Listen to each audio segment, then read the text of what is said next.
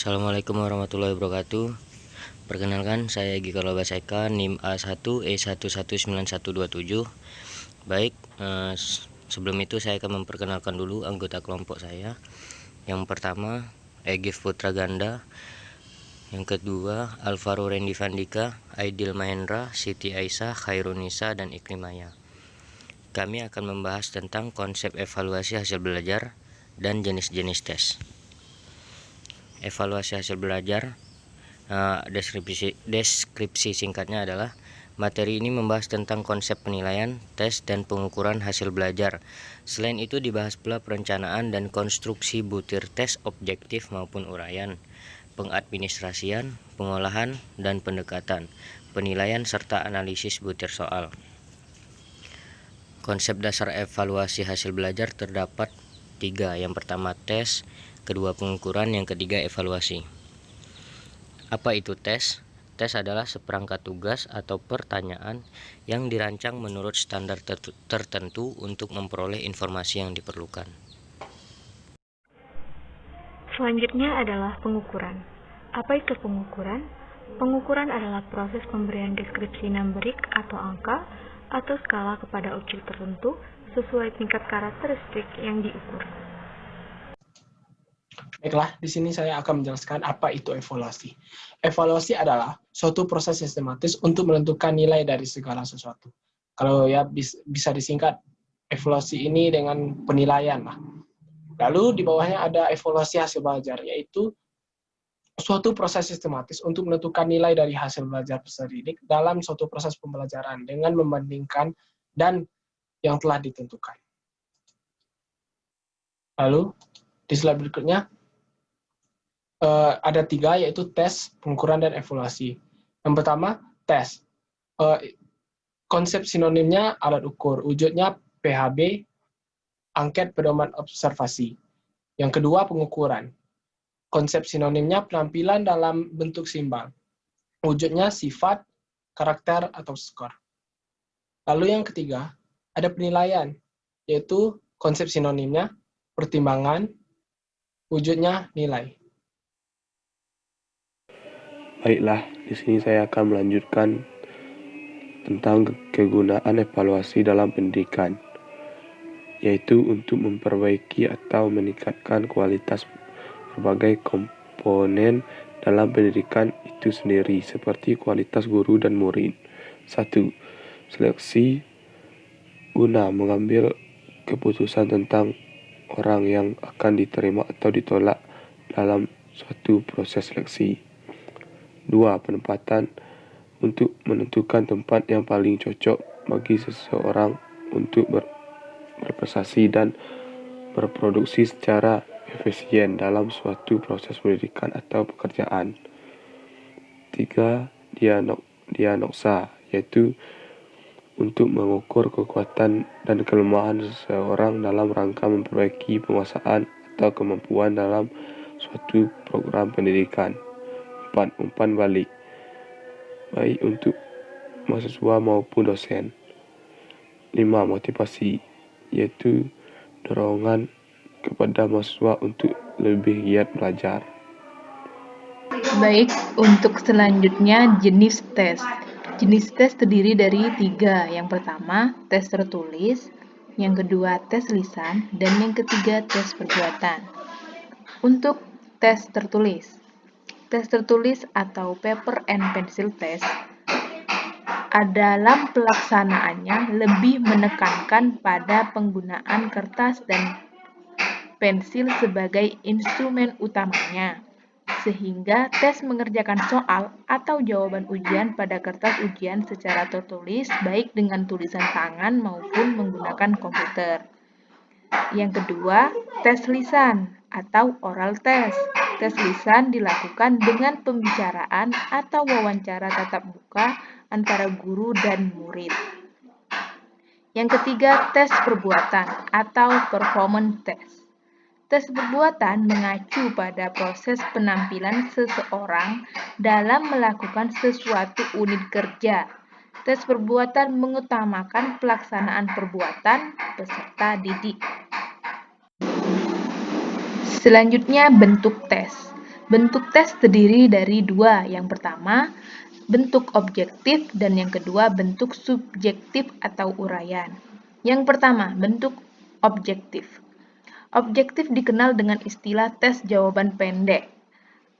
Adalah salah satu jenis tes hasil belajar yang terdiri dari butir-butir soal yang dapat dijawab oleh testi dengan jalan memilih salah satu di antara beberapa kemungkinan jawaban yang telah dipasangkan pada masing-masing item, atau dengan cara menuliskan jawabannya berupa kata-kata atau simbol-simbol tertentu pada tempat yang telah disediakan untuk masing-masing butir item yang bersangkutan.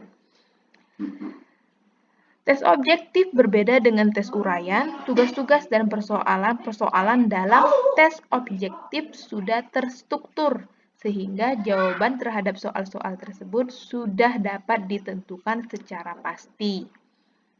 Keunggulan tes objektif. Pertama, waktu yang dibutuhkan relatif lebih singkat.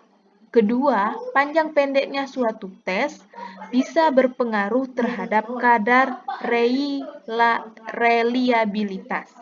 3. Proses penskoran dapat dilakukan secara mudah karena kunci jawaban dapat dibuat secara pasti. 4. Proses penilaian dapat dilakukan secara objektif karena kunci jawaban sudah dapat ditentukan secara pasti. Tes objektif sendiri terdiri dari 4 bentuk. Yang pertama, betul salah. Yang kedua, pilihan ganda. Yang ketiga, menjodohkan, dan isian singkat. Baik, untuk tes yang betul salah adalah soal yang terdiri dari pernyataan-pernyataan yang disertai dengan alternatif jawaban. Pernyataan tersebut adalah betul salah. Peserta tes tersebut tinggal menyilang atau melingkari huruf B jika pernyataan menurut pendapat benar dan huruf S jika salah. Keunggulan dari tes betul salah: mudah dikonstruksi karena hanya membutuhkan satu pertanyaan. Kelemahannya mendorong siswa untuk menebak jawaban. Kemungkinan jawaban benar sama dengan kemungkinan jawaban salah. Selanjutnya, bentuk menjodohkan adalah suatu bentuk tes yang terdiri dari 2 kolom yang paralel di mana masing-masing kolom berisi uraian-uraian keterangan maupun pernyataan. Terdapat 2 ragam tes bentuk menjodohkan. Yang pertama, sistem penjodohan sempurna, dan yang kedua, sistem penjodohan tidak sempurna.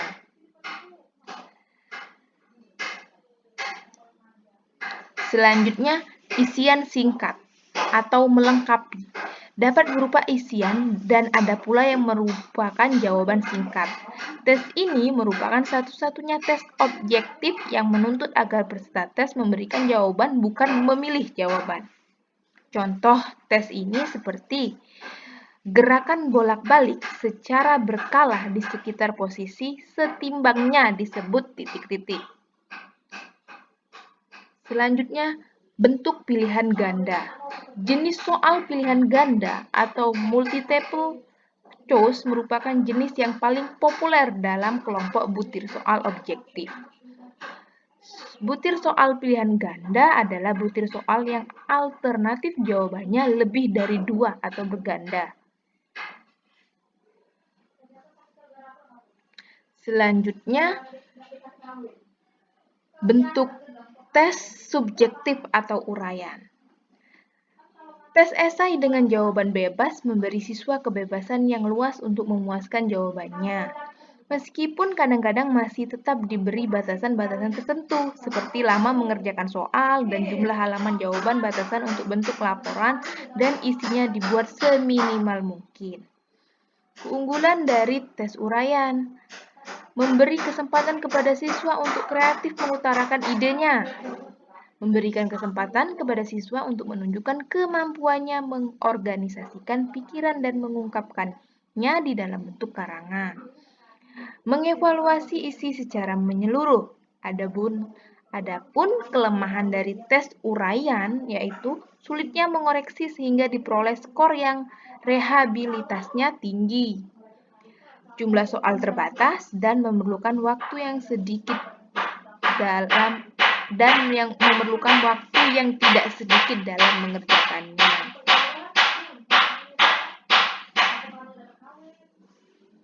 Bentuk subjektif ada dua, yaitu uraian terstruktur dan uraian bebas.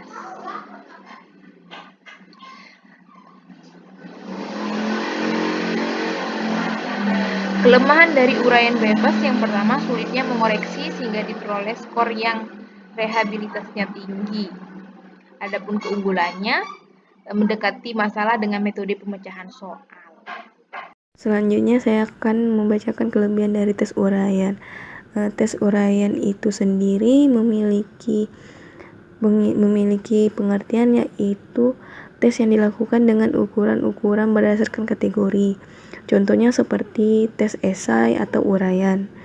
Tes uraian menuntut siswa untuk menjawab soal dengan kemampuan yang ia miliki. Tidak masalah apakah ia menjawab panjang atau pendek.